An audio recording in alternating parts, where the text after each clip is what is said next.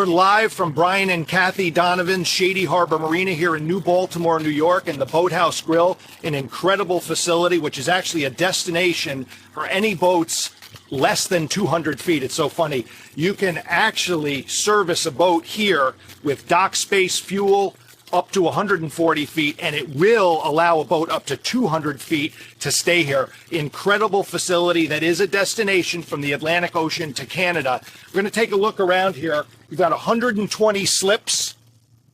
20 are usually left empty for transient boaters who come through. Those folks stay temporarily here. You've got a brand new 140-foot fuel dock in the back. You've got a service facility. You've got new and used boat sales. There's a boat gift shop with all sorts of different amenities for the boaters who come here. And then the Boathouse Grill, which this year has some new upgrades, which we're going to talk to Kathy and Brian about.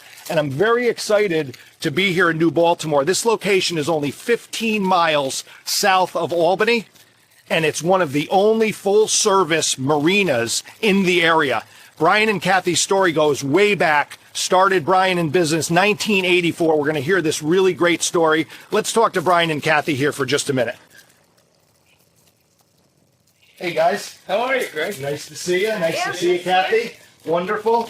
We're going to try to get the beautiful Boathouse Grill and the Shady Harbor Marina in the background with the boats. It's a great Saturday. The weather is turned around. It was supposed to rain all weekend, and now we've got beautiful sunny skies today. Tomorrow's going to be a really, really great day for boaters and visitors to the Shady Harbor Marina Lake. So, Brian, I want to talk to you. I mentioned 1984. That's when you started looking for a job, really, right? Really, 20 years old and out of control. You live in your mom's backyard? Exactly. Yeah. I was, actually, because I promised her I wouldn't move back in for a third or fourth time. I don't remember. So I borrowed a friend's camper, and that's where I lived. You know, that's a funny story, and I want to tell a little bit about where you guys ended up with this company, which was Bakewright and Horizon Bradco, which I think when you rotated out of the business in 2013, about a $23 million a year business. And you started your first year when you stopped working for someone else. You started in 84, stopped working for someone else in 87, and started Horizon. That business did what, $7,000 the first year? It's a little bit north of that, but only by a couple $100. So this is going to be fun because we're going to talk about a journey from a $7,000 a year business to a business that did about $23 million when Kathy and Brian left that business. And now Horizon, Bradco, through some investing partners and so forth, that same company is going to do, what, over $70 million this year? Yeah, we don't know for sure, but it's almost tripled in size in the last 4 years. So how do you start? You're 20 at the time, 1987, what, 23? Yep. Start your own business. It was in servicing equipment? Servicing bakery. Tell me that story before 1993 when you guys got married. Well, basically, it was me, my old station wagon, and my dog, and we traveled around and fixed bakeries for Price Chopper supermarkets. They gave me a first chance, really. Now, how do you get a chance with Price Chopper like that? A lot of people think that it's as difficult as can be, but it's just about your reputation. It's all about your reputation, relationships. I had formed those relationships in the previous 3 years, and but the company I worked for had never done anything in the bakery area. So that's where I focused on, even though I knew nothing about bakery equipment. And I just started fixing things. And it was just all service-based. Just all preventative maintenance? That was really what started. It was a preventive maintenance contract with their bakeries. 1 year, let's see how you do. And you were competing against all the other ones who couldn't compete because you were a one-man band, right? Right, exactly. I'd go into the store about 11 in the morning, work for 10 hours, doing my thing.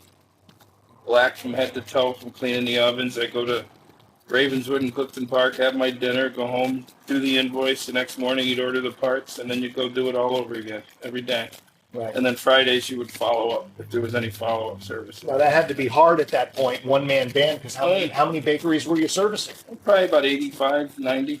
One-man band, 85 bakeries. Yeah. And that goes along, and we talk about this in every interview, and everyone, there's a lot of common denominators with successful people in business. Yeah. And one of the main things, like the foundation of being successful, is a passion for what you're doing in addition to that, the hustle and grind. No, The around the clock grind. So what was the grind like then? 85 bakeries It by was yourself? 365 days a year, 18 hours a day. I mean, that's just what you do.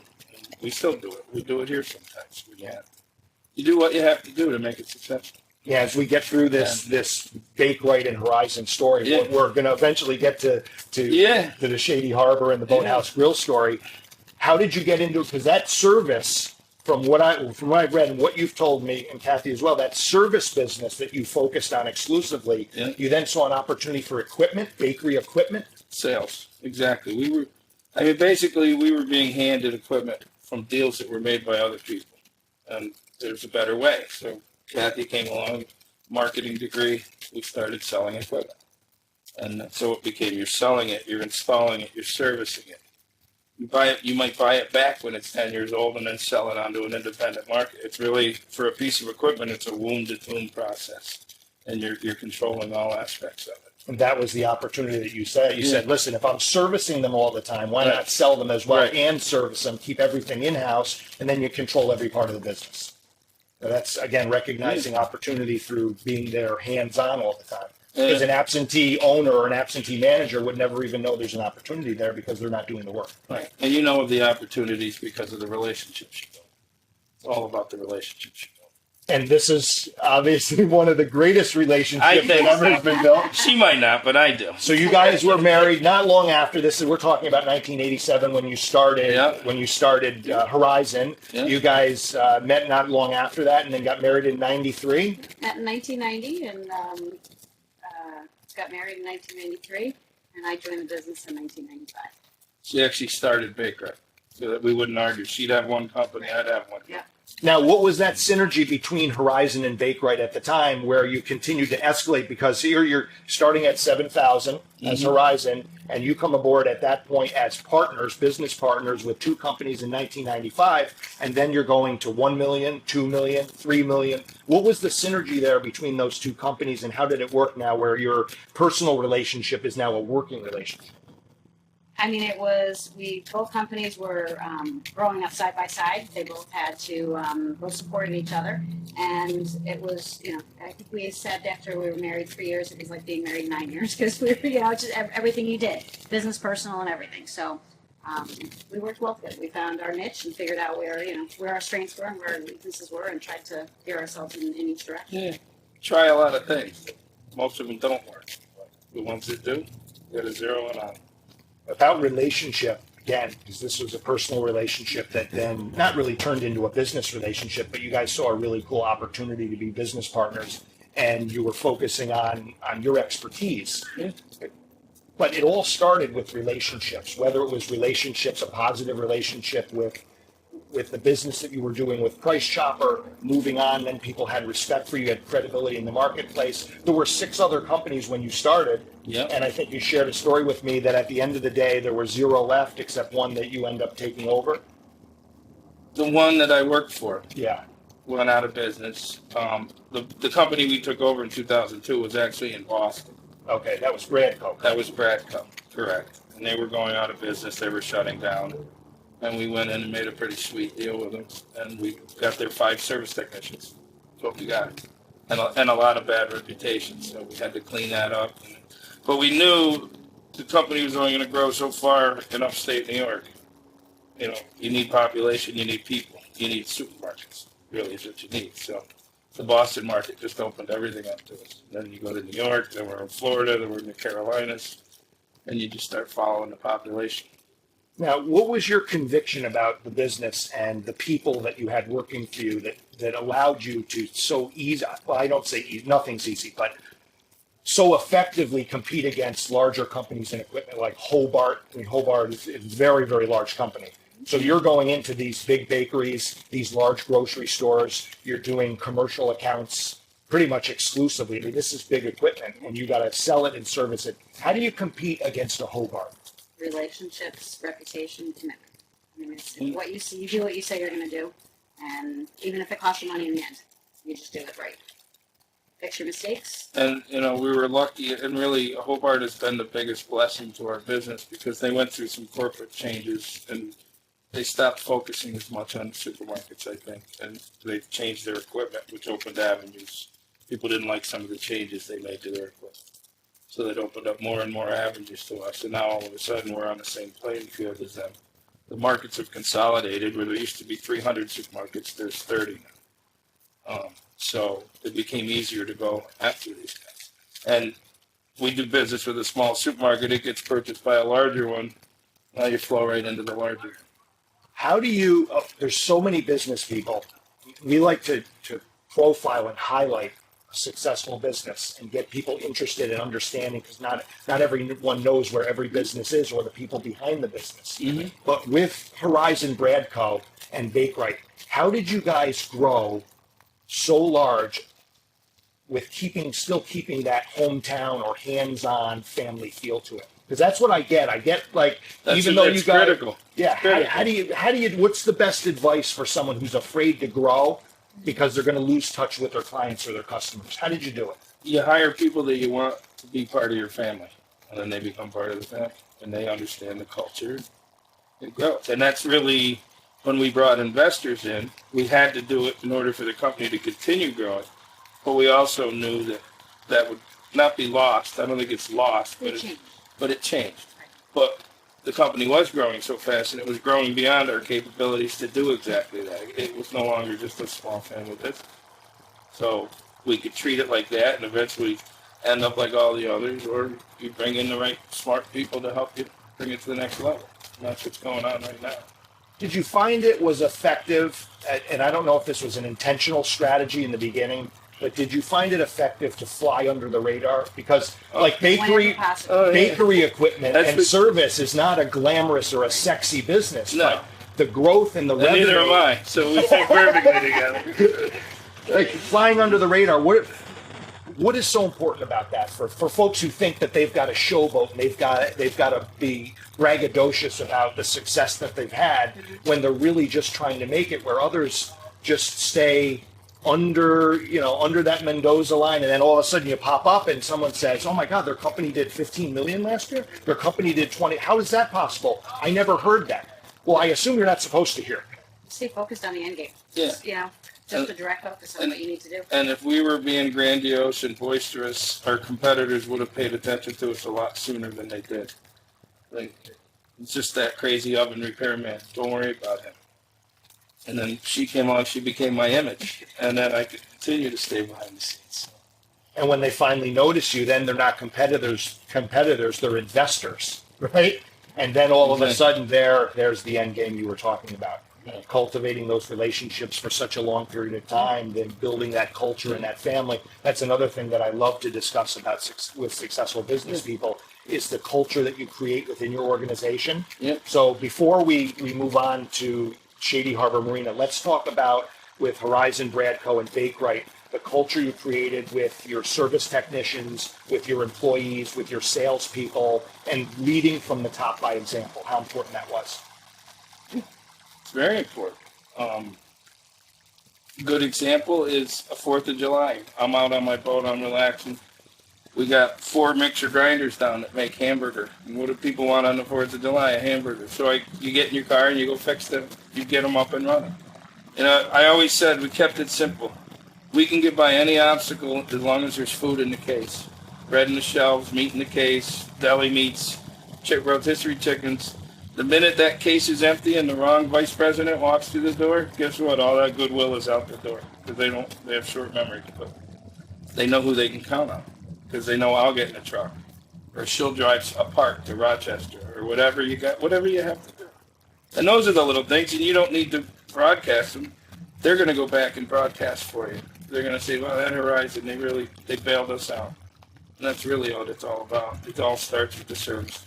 I see that trickle down here immediately, like the Boathouse Chef Brian. And we'll talk. It's going to be so much fun. Well, might as well transition to Boathouse Grill, but you're only as good as the people you surround. And Chef Brian, who's a local product, I think Scotia, Schenectady area, where Horizon Bradco's headquarters and Bakerite headquarters are, which is great. And Schenectady County, we got a lot of mutual friends in Schenectady County, which is fun.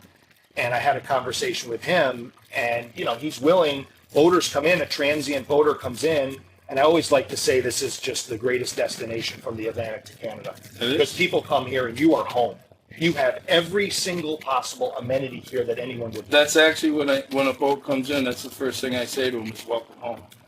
And they just love it. And when they're return customers, because we're seeing more and more of that, which, just builds the base. And he'd probably stay here till 4 a.m. to cook a meal for someone who was coming up, who was hungry. Maybe their boat's limping in with a service or a maintenance issue. Mm-hmm. You said, your lift was there. You can't Last see it night- today because the boat was sinking. You had to help them out, take them out of the Last water. night at 8 o'clock. You help them with everything. Help them find lodging. Help feed them, put them to bed. Bring them to the airport. That's incredible. So this property here was in bankruptcy in 2010. You guys bought it in 2011 at a bankruptcy court, and now have invested in a handful of years, a couple $1 million to redo things. $1 million in docks, power and wire. You're telling me $43 a foot. You need 1,000 foot of wire. I mean, that's putting the boater's best interest first, right? It's we've been boating as long as we've been married, and we've been we started at Sacandaga Lake, then we came down to the Mohawk. We're explorers. We're not happy going back and forth on a lake. We reconfirmed that just recently. We took a boat up to Sacandaga, and we got up to the dam and said, well, now where do we go? So we started traveling, and you're visiting these marinas, and the power sucks, or you're getting splinters in your feet in the docks, or the people that meet you at the dock are miserable, or nobody meets you at the dock. Well, they don't know how to handle the And they don't know how to handle a line. And we just had the conversation last night with boaters. They were down at a marina south of here, and they handed the kids on the dock, and they just stood there with them. They didn't know what to do. Meanwhile, the current's dragging this boat into the docks and scratching the boat. So we don't do any of that here. We do it all right. From the minute, the kid talking to you on the radio is really the first impression. And it's always 17, 18, 19-year-old kids that are our dock hands. But we go out of our way to train them and let them know and let them feel empowered that they are really the first thing, the first person that interacts with that customer before they ever tie to the dock. Now they get to the dock, they're greeted with a smile. The boat gets tied up properly. They get plugged in. They got good power. They got good Wi-Fi, which is now so important. Used to be you had to have good cable TV, which I could never understand because you're supposed to be down here enjoying your boat. But anyway, people love their cable TV. We cut them off from their cable TV this year, but we gave them the best Wi-Fi. And really, boaters coming, the loopers that were here, and I'll tell you about the loopers in a minute.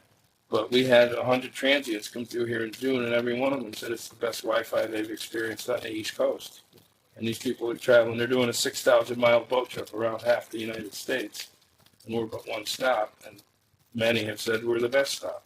Yeah, and it's no joke. It's really no joke. I mean, when you're boating in large craft, and you just had 140 foot boat here, 165. 165 foot boat recently. This is no joke. I mean, it is a serious deal to dock a boat, to find a place that you can call home with a boat. When you bring the boat in, to have experienced people to help you tie it up and keep an eye on it, and you have the ability to fuel that boat or service that boat. I mean, it's really a big deal. I mean, the Hudson River, for folks who don't enjoy it or aren't boating enthusiasts, it's serious. It's serious. Hudson River is a serious body of water, and this is a serious marina. Basically a one-stop shop for anything you can possibly need. Yep.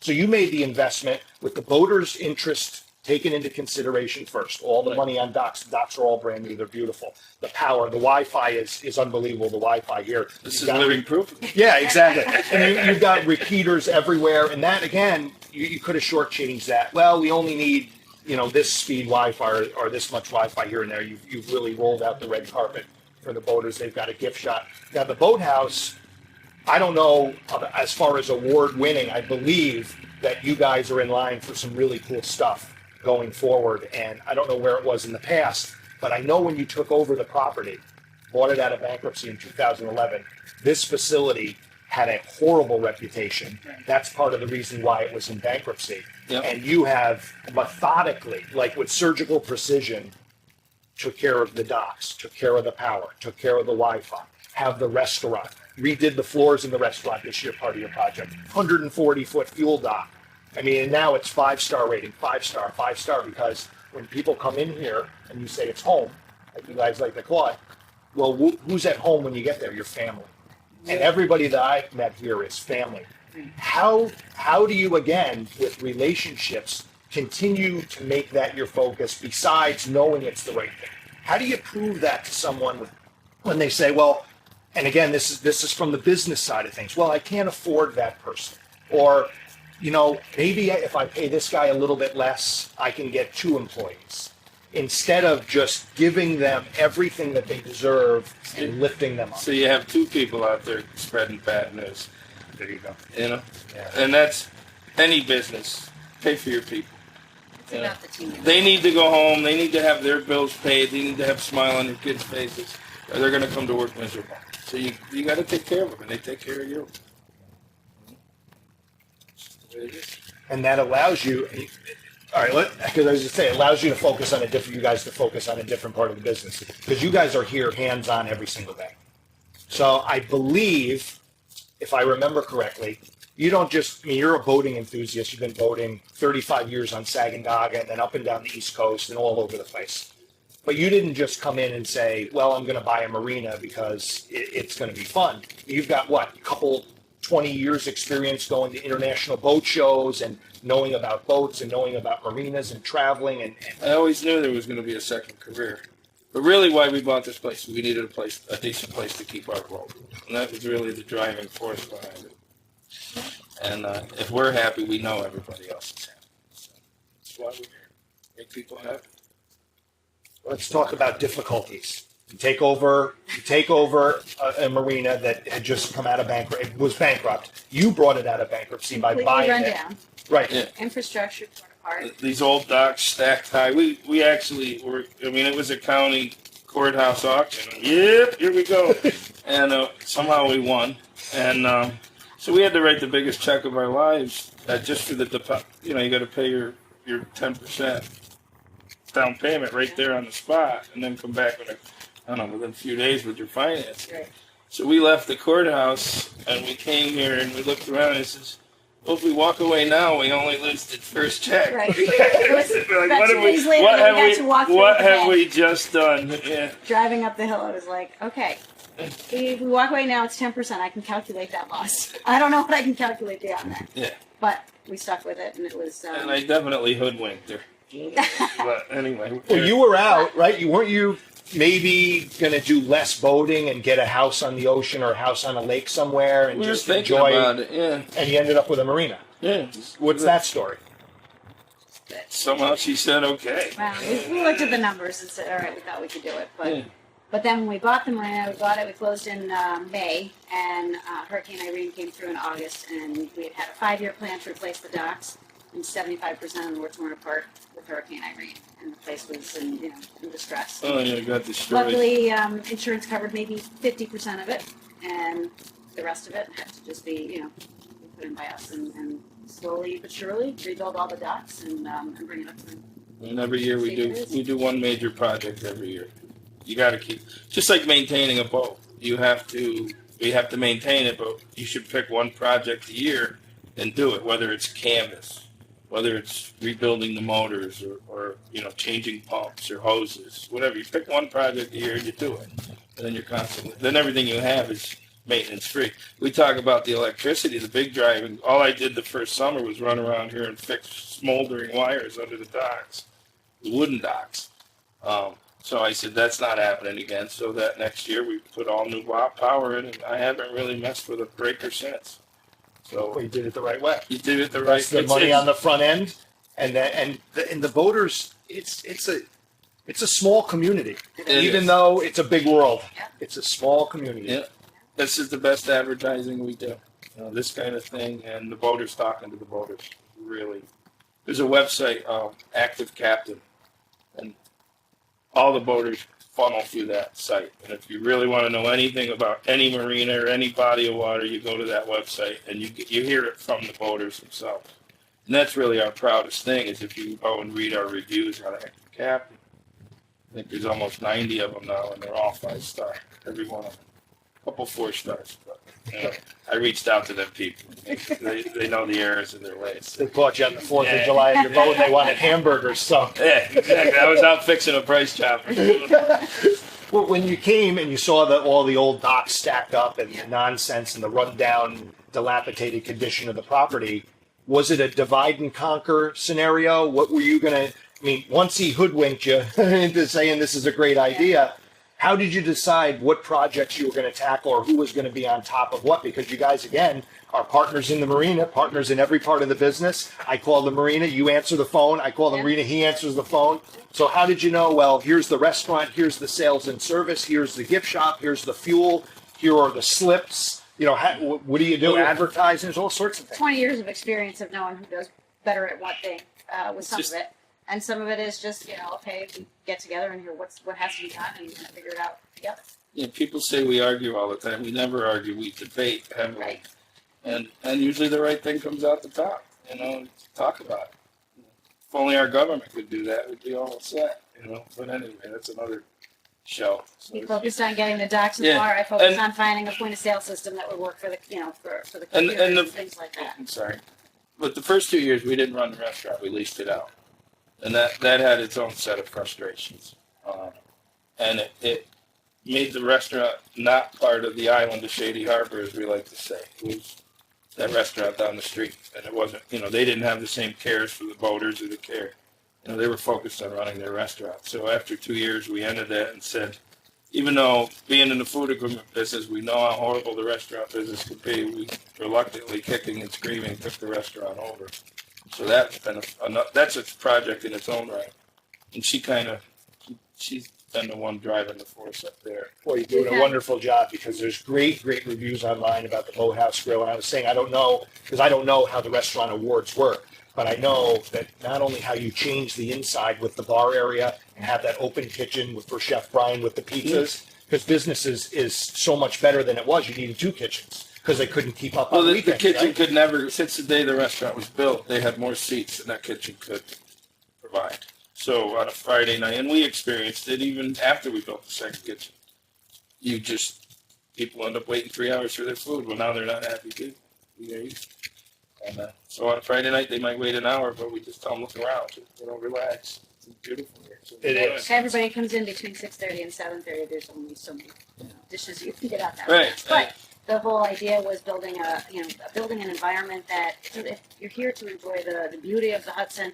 We built bocce ball courts and horseshoe pits and built out the outside deck. And it's about coming down and just enjoying who you're with and enjoying being here. Well, it's a world-class view out of the bar and restaurant of the Boathouse Grill, whether you're eating or just having a cocktail. And food's unbelievable. Food's unbelievable. That's all. Kudos to Chef Yeah. and his team. And, we partnered with Chef. We brought him into the business in 2013 when we decided to 2015 we decided to take over the restaurant. 13. And, it was 13. 11, 12, There you go. and 13.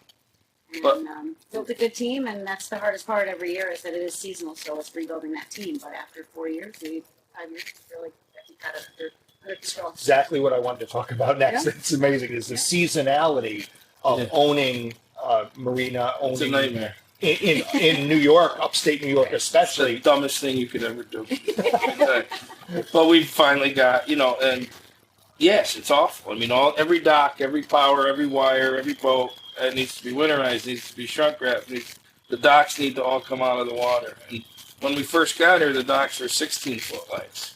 And we'd be lucky to do just one section in a week because you got to pick and place each piece. We rebuilt the docks, we made them 40 feet long. So right away, we cut down the number of pieces we're touching by 2.5 times.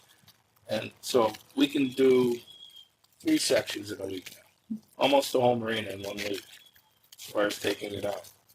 But that's a big expense taking out. Then you got to put it back together in the spring, fix whatever's damaged. But you get to do maintenance so you keep the things in the tip-top shape. Was there a seasonality to the bakery equipment and service business? Not really. 12-month season. Yeah. So this is very different. Very What are the in so many ways. What are the toughest when you came in? Or just go back a little bit. Decided to go with what your strengths are.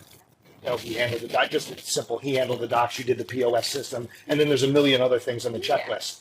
What have been your hardest challenges, and then rotate that into things that you wish you never did, things you would do differently in the future.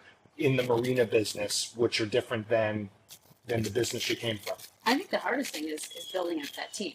Coming in, we brought it out of bankruptcy. We were new to this area, new to these customers, and it's about building that reputation and then just being able to have, build a culture where people want to come back each year, each season. So that's, I would say, one of the biggest challenges every year. And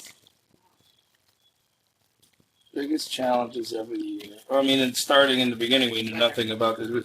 I would say my biggest challenge is I spent 25 years dealing on a corporate level with corporate people, buyers, who I used to think was just the most demanding people on the planet. Now you come into this environment, and you're dealing with the general public. Everybody knows how to run a restaurant better than the next guy, and they're all happy to tell you. And you get a lot of good ideas from people, but a lot of them you just want to slap them and send them on their way, but you can't do that.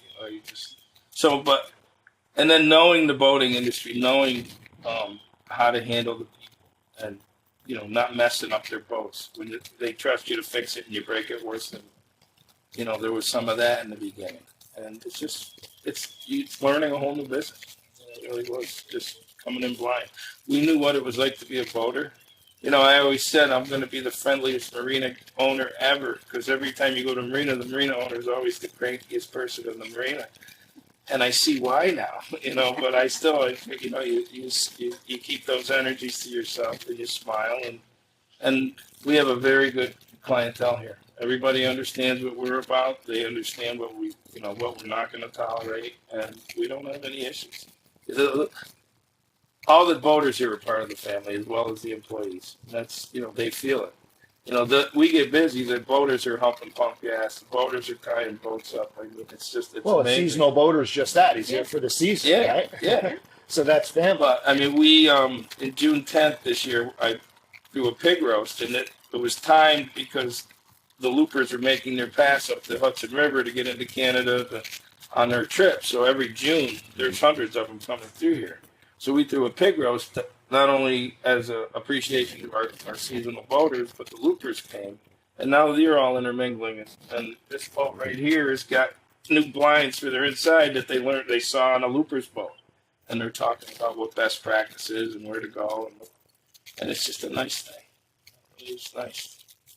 Now that you've spent the money, invested the money on the docks, the power, the Wi-Fi, you've redone a lot inside the Boathouse Grill. It's just a wonderful facility. What do you foresee the next projects that you have to handle? I know they all involve a lot of investment and a lot of crossing of the fingers and knowing what the boaters. I mean, it sounds like you listen to the pulse of what the boaters want, and then you deliver it. Exactly. There's no real needed projects anymore. Now it'll just be upgrades. Like we're talking about the fountain area and parking for motorcycles, because we have a gravel parking lot. Everybody says, why don't you blacktop the parking lot? But we have that 35-ton travel lift, and on a hot summer day with a 50,000-pound boat hanging from the straps, you're going to just dig up your blacktop. So it has to be gravel. But we both agreed that no more marinas unless it has pink sand. Oh, there you go. There you go. And then you just continue building the team, which you support and trust, and then you can go to the next one. Well, not only that, you can take this team from here in the summer, and then you bring them down there in the winter. And now you're employing your people, because that's the hardest thing, is how do you take care of your people 12 months out of the year? And we have to figure out, and everyone's unique, but you find a way to do it. I assume one of the litmus tests here for them to stay with you is personality, commitment, passion, and the do I make them cry, or are they tough enough? Yeah, no, just kidding. I only made the chef cry once. That's great. So we've got 5. You said there's 5 primary businesses here on the property that you focus on. Basically, yeah. Right. So you've got the fueling. Yep. The slips are where people can come in and they can dock their boat temporarily or permanently for the season. Yep. You've got sales and service. Are those 2 separate ones, or is that one? No, boat sales is separate from service. Then your boathouse grill, restaurant, bar, and then you have the gift shop or the support for boaters. Ship store.